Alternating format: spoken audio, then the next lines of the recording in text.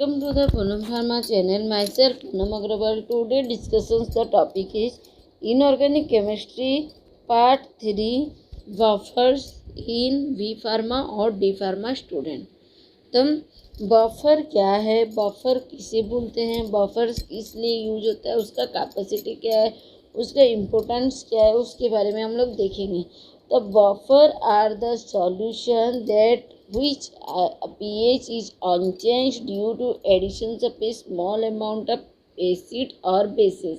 तो बफर एक ऐसा सॉल्यूशन है जिसमें कि पीएच का अनचेंज्ड होता है ड्यू टू एडिशंस ऑफ, हम लोग अगर कोई भी एक सॉल्यूशंस में एसिड और बेसिस सॉल्यूशन अगर ऐड कर रहे हैं, कोई एसिडिक सॉल्यूशन उस सॉल्यूशन में ऐड कर रहे हैं या बेस ऐड कर रहे हैं कुछ स्मॉल अमाउंट में, तो वहाँ इमीडिएटली उस सॉल्यूशंस का बफर चेंज हो जाता है, उस सॉल्यूशंस का पीएच चेंज हो जाता है. पीएच चेंज होने के वजह से हम जो चेंजेस आता है उससे हम लोग बफर बोलते हैं. तो बफर एक ऐसे सॉल्यूशन है जिसमें कि पीएच का अनचेंज्ड होता है due to addition of a small amount of acid और base. The resistance capacity of the solution to changes in H plus concentration. तो जो हमारे जो रेजिस्टेंस है, सॉल्यूशंस का जो कैपेसिटी है कितना रेजिस्ट करेगा. फॉर एग्जांपल जैसे हम लोग एक वाटर में शुगर ऐड कर रहे हैं, तो शुगर कितना अमाउंट में वाटर में डिजल्व होगा उसका एक रेजिस्टेंस कैपेसिटी है. तो वो कितना अमाउंट में डिजल्व हो रहा है, अगर हम लोग उससे ज़्यादा अगर शुगर ऐड कर रहे हैं तो क्या होगा, नीचे बैठ जाएगा, नीचे स्टेबल हो जाएगा. तो इसीलिए उसका एक कैपेसिटी होता है कि सॉल्यूशंस में कितना चेंज रेजिस्टेंस करेगा, एक कैपेसिटी है to change in the H plus concentration. वो H प्लस कंसेंट्रेशन का चेंज करने का एक कैपेसिटी होता है कोई भी एक सॉल्यूशन का upon addition of a small amount of acid और बेसिस. उसमें अगर हम लोग कोई भी एसिड या बेस ऐड कर रहे हैं तो उसका एक कैपेसिटी होता है कि कितने अमाउंट में एसिड और बेस को कंज्यूम करेगा और कितने अमाउंट में वो चेंज करेगा H plus ion concentration through the pH. तो that's types of solutions is called the buffer solution. Are you understand clearly what is the buffer solution? Okay, next हम लोग देखते हैं characteristics of the buffer solution. तो buffer solutions का क्या क्या characteristics है. तो the pH of the buffer solutions does not change until storage और additions dilutions after long time. अगर हम लोग पीएच ऑफ बफर सॉल्यूशंस का चेंजेस नहीं होगा, अगर हम लोग उसको स्टोर करके रखेंगे या डाइल्यूशंस करेंगे काफ़ी लंबे टाइम के बाद, अगर हम बहुत ज़्यादा टाइम तक उसको स्टोरेज करके रख दिया और उसमें उस बफर सॉल्यूशन में अगर हम लोग एसिड या बेस को ऐड कर रहे हैं, डाइल्यूशंस कर रहे हैं, तो उसमें पीएच का चेंजेस नहीं होगा. ये एक मेन कैरेक्टरिस्टिक्स है. दूसरा कैरेक्टरिस्टिक्स है after addition of a small amount of acid और base the pH of a buffer solutions remains constant. तो हम लोग यदि एसिड या बेस ऐड कर रहे हैं, ऐड करने के बाद pH of buffer solutions remains constant. PH of buffer solutions का पीएच कांस्टेंट रहेगा. तो हमारा यहाँ पे क्या हुआ, what is the buffer solutions हुआ, उसका कैरेक्टरिस्टिक्स हुआ. नेक्स्ट है कि types of buffer solutions. Buffer solutions कितने टाइप्स के हैं, मतलब दो टाइप्स के. One is the acidic buffer, दूसरा है बेसिक बफर. हम लोग नेक्स्ट देखते हैं कि एसिडिक बफर है क्या. एसिडिक बफर हम किसे बोलते हैं, तो एसिडिक बफर एक ऐसा बफर है जिसमें कि हमारा दो सॉल्यूशन रहते हैं, एक हुआ वीक एसिड, दूसरा है स्ट्रॉन्ग बेस. तो weak acid with the strong base and its salts, that's types of solution is called the acidic buffer. Example है acetic acid CH3COH, sodium acetate CH3CONN. These are the acidic buffer example for reactions acetic acid and sodium NaOH. NaO is the strong base and acetic acid is the weak acid. तो इसके अंदर अगर हम लोग reactions करेंगे तो water remove होके हमको सोडियम एसीटेट गिवन अप होगा. तो ये समझ में आ गया कि एक वीक एसिड के साथ एक स्ट्रॉन्ग बेस का सॉरी एक वीक एसिड के साथ अगर हम लोग स्ट्रॉन्ग बेस का रिएक्शंस करना है तो हमें क्या गिवन होगा, एक सॉल्ट फॉर्मेशन होगा। ठीक है, नेक्स्ट हम लोग देखते हैं और example CH3CO3 sorry H2CO3, this one is the weak acid, NaHCO3, this one is the salt carbonic acid. तो यहाँ पे हम लोग क्या करेंगे कि यदि H2CO3 के साथ NaOH का रिएक्शंस करेंगे तो यहाँ पे एक वाटर मॉलिक्यूल रिमूव हो जाएगा और हमें क्या मिलेगा, NaHCO3, this one is the salt। तो weak acid with react with the strong base to given up the salt, that one is the H2CO3 is a carbonic acid. ठीक है, next हम लोग देखते हैं example one is the HCOH formic acid is a weak acid and HCONA is a salt, formic acid sodium format is a salt. तो हमें क्या करेंगे, यदि हम लोग HCOH के साथ NaOH का रिएक्शंस करवाएंगे, NaOH is a strong base, this one is the weak acid, तो यहाँ से वाटर मॉलिक्यूल रिमूव हो जाएंगे और हमें क्या मिलेगा, HCONA। Are you clear? तो this one is the salt sodium formate. Next is the basic buffer. Basic buffer में क्या होता है, इसमें एक वीक बेस रहता है with reacts with the strong acid and given up the salt. तो weak acids and its salt with a strong acid. ठीक है, एग्जांपल है NH4OH, NH4OH is a weak base, NH4Cl is a salt.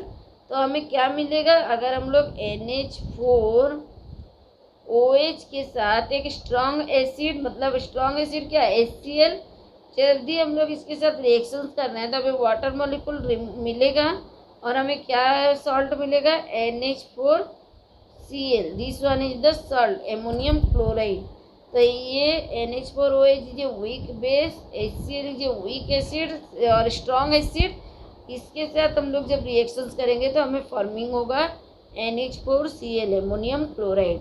Next one is the ammonia and NH4Cl। तो ammonia is a weak base, उसके साथ हम लोग HCl का जब रिएक्शंस करेंगे तो हमें क्या मिलेगा, NH4Cl। ठीक है, next one is the NH3 और उसके साथ रिएक्शंस करवाएंगे तो हमें क्या मिलेगा, NH4CO3। ठीक है, तो इस तरीके से हमारे एसिडिक बफर और बेसिक बफर के बारे में डिस्क्राइब किया गया है। तो एसिडिक बफर में क्या होता है कि हम अगर वीक एसिड ले रहे हैं, वीक एसिड के साथ एक स्ट्रॉन्ग स्ट्रॉन्ग बेस का रिएक्शंस हो रहा है तो हमें सॉल्ट मिल रहा है। उसी तरीके से अगर हम लोग एक बेसिक बफर में वीक बेस को ले रहे हैं, वीक बेस के साथ स्ट्रॉन्ग एसिड का रिएक्शंस हो रहा है तो हमें एक सॉल्ट फॉर्मेशन हो रहा है। Next one is the buffer solutions capacity. तो हम लोग फर्स्ट देखिए व्हाट इज द बफर, उसके बाद देखिए हम लोग बफर्स का कैरेक्टरिस्टिक्स क्या है, फिर हम लोग देखिए बफर्स का टाइप्स क्या है। Next one is the buffer capacity, buffer solutions capacity. तो कैपेसिटी ऑफ बफर सॉल्यूशंस किसे बोलते हैं,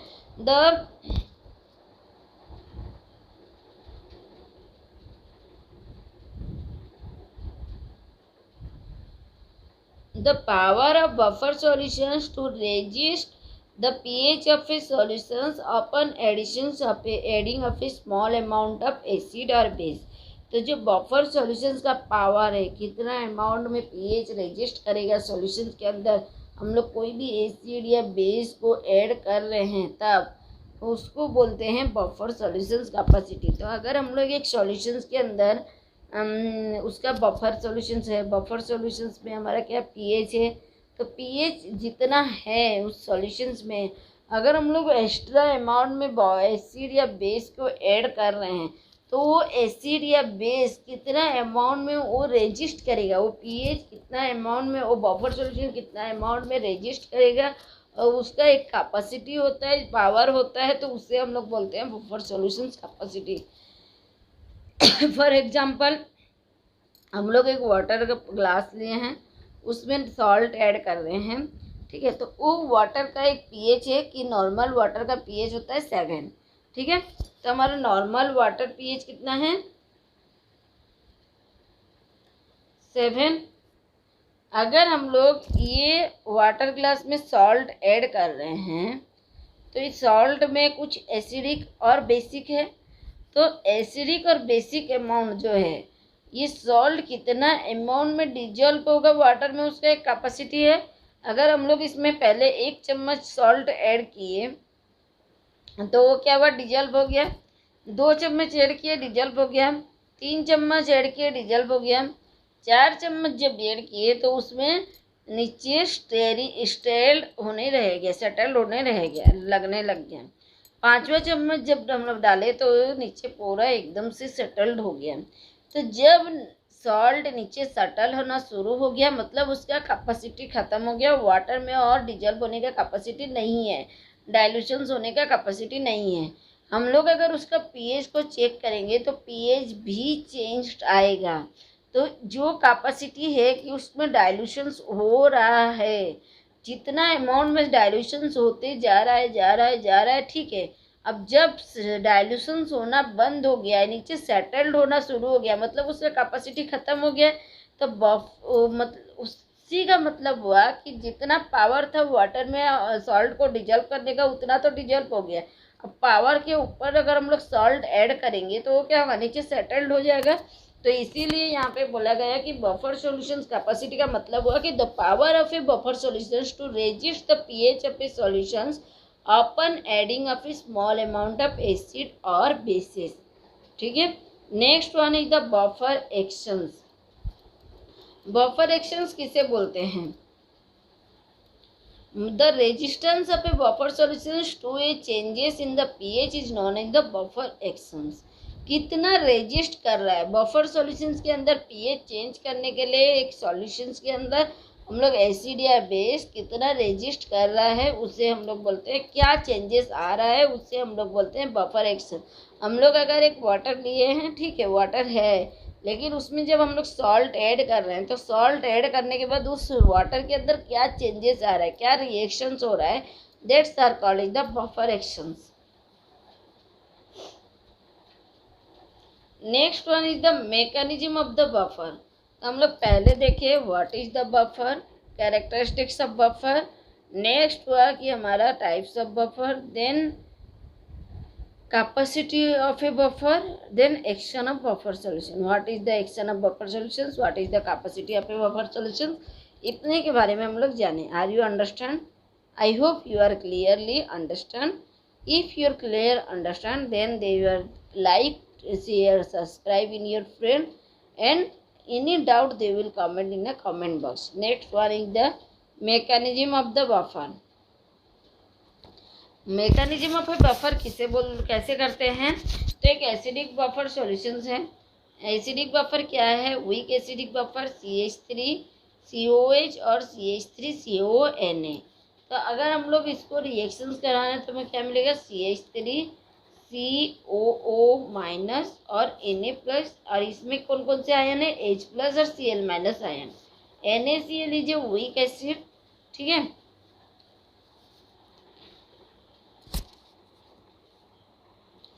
उसी तरीके से अगर हम लोग एक वीक एसिड ले रहे हैं CH3COH, तो उसमें कौन कौन से आयन है, CH3CO माइनस, H प्लस, और एक स्ट्रॉन्ग बेस ले रहे हैं NaOH, तो उसमें कौन कौन से हैं, Na प्लस और OH minus. Water is a neutral, ठीक है। उसी तरीके से इन बेसिक बफर में,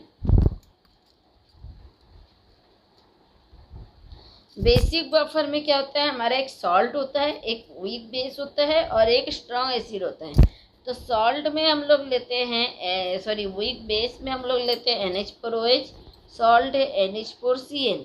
तो यहाँ पे हमारा NH4OH में कौन कौन से आयन हैं बोलने से, NH4 प्लस और OH minus, strong acid H plus और Cl minus. Water is a neutral, NaCl is a NH4Cl में NH4 plus is a ion, Cl minus ion is a NaOH is a strong base with its ion available in the Na plus or OH minus, next one is the boric acid. तो हमारा क्या हुआ, buffer के बारे में हम लोग complete description जान गए हैं कि buffer, what is the buffer, what are the characteristics of buffer, what are the types of buffer, what is the capacity of a buffer solutions, what is a buffer actions, इसके बारे में हम लोग detail discussion किए। Mechanism of buffer solutions कैसे होता है उसके बारे में हम लोग देखें। अब हम लोग कुछ ड्रग्स के बारे में देखेंगे जो कि हमारा है सिलेबस में। बोरिक एसिड, बोरिक एसिड का केमिकल फार्मूला होता है CH3BO3। इसका मॉलिक्यूलर वेट है 61.08। सिनोनाइम्स है ऑर्थोपोरिक एसिड और एरिसीडियम एसिड्स। तो यहाँ पे क्या होगा, ऑर्थोबोरिक एसिड और आइसीडियम क्लियम एसिड।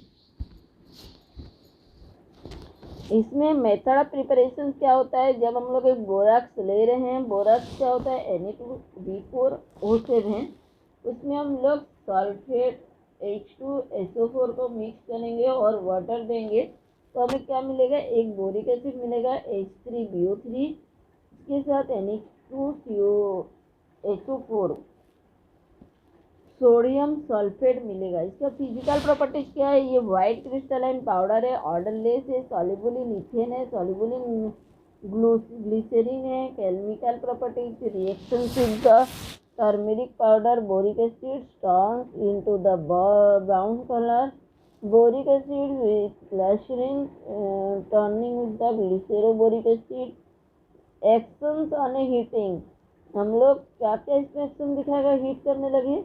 बोरिक एसिड को हम लोग 100 डिग्री सेंटीग्रेड में हीट करेंगे तो मेटाबोरिक एसिड फॉर्मेशन होगा। मेटाबोरिक एसिड को 160 डिग्री सेंटीग्रेड में हीट करेंगे तो टेट्राबोरिक एसिड फॉर्मेशन होगा। अप टू रेड हॉट तक जो हम लोग हीट करेंगे तो बोरॉन ट्राइऑक्साइड फॉर्मेशन होगा। तो जो हम लोग हीटिंग प्रोसेस में अगर एक बोरिक एसिड को हीट कर रहे हैं अंडर द 100 डिग्री सेंटीग्रेड तो हमें क्या मिलेगा, एक मेटाबोरिक एसिड मिलेगा। उसको अगर हम लोग 160 डिग्री सेंटीग्रेड के अंदर हीट कर रहे हैं तो टेट्राबोरिक एसिड मिलेगा। और टेट्राबोरिक एसिड को जब तक रेड हॉट नहीं दिखाई देगा तब तक अगर हम लोग हीट कर रहे हैं तो हमें बोरॉन ट्राइऑक्साइड गिवन होगा।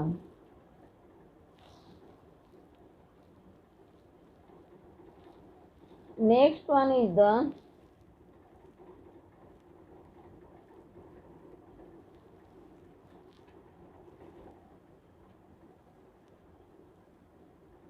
uses of the boric acid. So boric acid is used as a local anti-infective to maintain the acidic pH medium in medications, preparations of buffer solutions, dusting powder, preparations of ointment. तो ointment preparation में boric acid को use किया जाता है, dusting powder में use किया जाता है, बफर सॉल्यूशन प्रिपरेशन में यूज़ किए जाते हैं, मेडिकेशन पर्पज में पीएच मीडियम को मेंटेन करने के लिए, एसिडिक पीएच को मेंटेन करने के लिए यूज़ किया जाता है। इनएफेक्टिव एंटी लोकल एंटी इनफेक्टिव में यूज़ किया जाता है। इसका स्टोरेज कंडीशन क्या है, it should be store in well close container in A cold place. ठीक है। Next one is the hydrochloric acid. Hydrochloric acids में क्या होता है, इसका केमिकल फार्मूला क्या है, HCl, मोलिकुलर वेट है CH3 36.5। सिनोनाइम से स्पिरिट ऑफ साल्ट, माउरिएटिक एसिड्स, एक्रिडियम, हाइड्रोक्लोरियम। ठीक है। तो स्पिरिट ऑफ सॉल्ट किसे बोला जाता है, that one is the most important point for the GPAT और एनी फार्मा कॉम्पिटिटिव एग्जाम। तो हाइड्रोक्लोरिक एसिड को स्पिरिट ऑफ सॉल्ट भी बोला जाता है। मेथड ऑफ प्रिपरेशन में क्या होगा, NaCl विच स्ट्रॉन्ग एसिड, उसके साथ हम लोग एक सॉल्ट H2SO4 को जब रिएक्शंस करेंगे तो हमें क्या मिलेगा, एक स्ट्रॉन्ग एसिड HCl और NaHSO4 मिलेगा। इसका फिजिकल प्रॉपर्टीज है clear, colourless liquid, pungent odour, miscible in alcohol, forming liquid. तो पंजेंट कलर का ऑर्डर देता है, इसमें odour is a pungent, alcohol miscible है। हाइड्रोक्लोरिक एसिड इसका लिक्विड फ्यूमिंग रहता है। Chemical properties reactions with the metal, अगर हम लोग सोडियम आयन को HCl के साथ रिएक्शंस करेंगे तो हमें NaCl देगा। रिएक्शंस विद अल्काली HCl को हम लोग NaOH के साथ रिएक्शंस करेंगे तो NaCl मिलेगा। यूजेस क्या है हाइड्रोक्लोरिक एसिड का? It is used in A pharmaceutical aid, solvent in industry, for manufacturing of A basic pharmaceutical reagents in laboratory. तो यहाँ पे मेन यूजेस क्या क्या है कि फार्मास्यूटिकल एड, एसिडिफिकेशंस में फार्मास्यूटिकली जो हमारा एड्स है, जैसे कि बैंडेड है कि हमारा कोई भी फार्मास्यूटिकली फर्स्ट एड है, उस केस में HCl को यूज किया जाता है। इस इंडस्ट्री में सॉल्वेंट के हिसाब से यूज किया जाता है। बेसिक फार्मास्यूटिकल मैन्युफैक्चरिंग के लिए भी इसको यूज किया जाता है, बेसिक चीज़ें के लिए। और लेबोरेटरी में रिएजेंट प्रिपरेशन के लिए भी HCl को यूज किया जाता है। इसका स्टोरेज कंडीशंस है, it should be store in well closed container to the glass at a temperature not exceed 30 degree centigrade. तो ये स्टोर होके तो रहता है वेल क्लोज्ड कंटेनर में, ग्लास कंटेनर में, और इसका टेम्परेचर 30 के अंदर होना चाहिए, 30 से ज़्यादा नहीं होना चाहिए कंटेनर के अंदर। Next one is the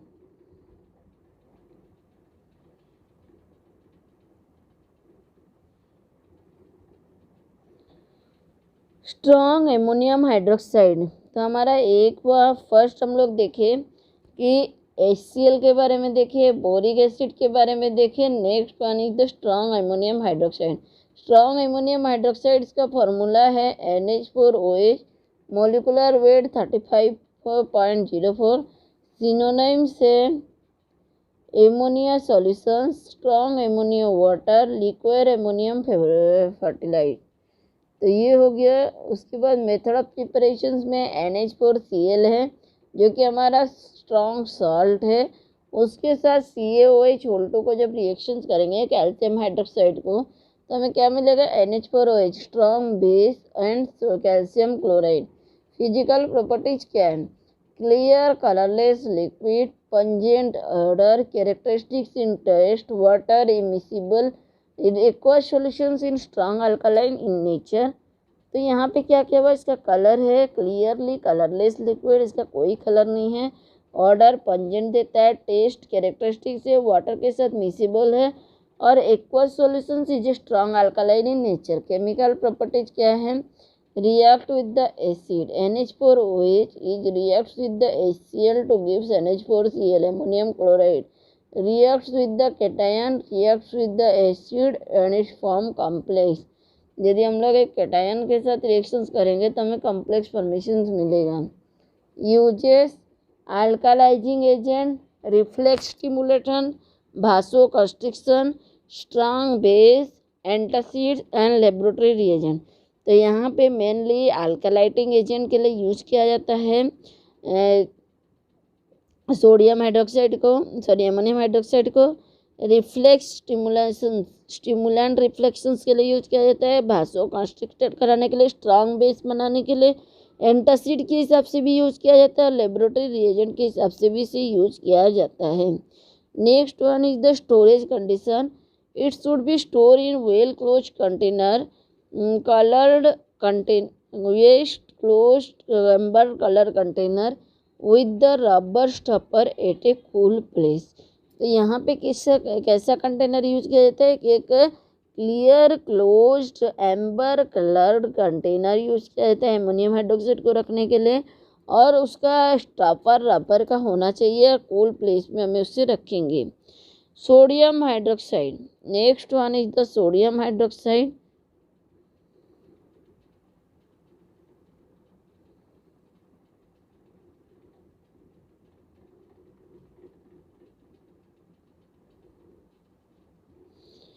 Next one is the sodium hydroxide. Sodium hydroxide having the chemical formula is NaOH, molecular weight 40. Synonym is the caustic soda or soda lye. Method of preparation: sodium carbonate with react with the calcium hydroxide to give the sodium hydroxide and calcium carbonate. इसमें physical properties है: white amorphous pellet, slight buffer in test, soluble in water and glycerine, deliquescence in nature. Chemical properties: reactions with HCl, NaOH, sodium hydroxide react with the HCl to gives NaCl. Reactions with carbon dioxide, NaOH, sodium hydroxide would react with the carbon dioxide to give sodium carbonate.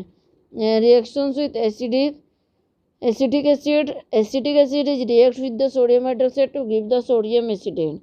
Uses: alkalizing agent, disinfectant for the animal house, preparation of A soft के लिए use होता है, carbon dioxide gases absorb करवाने के लिए और laboratory reagent के लिए.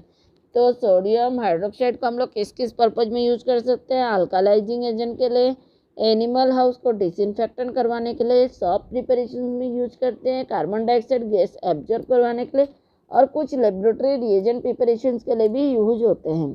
Storage: it should be store in A light container of A cool place. इसको हम लोग एक लाइट कंटेनर में स्टोर करके रखेंगे. Next one is the official buffer. कुछ ऐसे हैं ऑफिशियल बफर जिनका एग्जांपल है एसीटेट बफर. एसीटेट बफर में आते हैं हमारा anhydrous sodium acetate, water, glycerol acetic acid dilute with the water. तो हम लोग क्या करेंगे? एसीटेट बफर प्रिपरेशन करने के लिए हम लोग एक एनहाइड्रस सोडियम एसीटेट लेंगे 9 ग्राम, उसमें वाटर मिक्स करेंगे और ग्लिसरॉल एसिटिक एसिड ऐड करेंगे. उसी तरीके से एसिटिक एमोनियम बफर pH 3.7 बनाने के लिए ये यूज करेंगे. Next one is the copper sulphate solution pH 10 तक बनाने के लिए इस तरीके से प्रोसेस फॉलो करेंगे. फॉस्फेट बफर के लिए sodium dihydrogen phosphate solutions in the 96 ml of A salt. Alkaline buffer burette buffer, boric acid and chlorides 50 ml NaOH, 43.7 ml of the then added to water. तो आज हम लोग क्या क्या पढ़े कि what is the buffer, what are the characteristics of buffer, types of buffer. उसके बाद हम लोग देखें mechanism of the buffer, buffer capacity, what is the buffer capacity, what is the buffer action. उसके बाद हम लोग कुछ ड्रग्स के बारे में देखे, boric acid, sodium hydroxide, ammonium hydroxide और कार्बन डाइऑक्साइड, सारे एमोनियम हाइड्रोक्साइड. उसके बाद हम लोग देखे सोडियम हाइड्रोक्साइड. ये सभी ड्रग्स के बारे में हम लोग डिस्कस किए कि उसका केमिकल प्रॉपर्टीज क्या है, फिजिकल प्रॉपर्टीज क्या है, यूजेस क्या है, स्टोरेज क्या है, मोलिकुलर फॉर्मूला क्या है और मोलिकुलर वेट क्या है.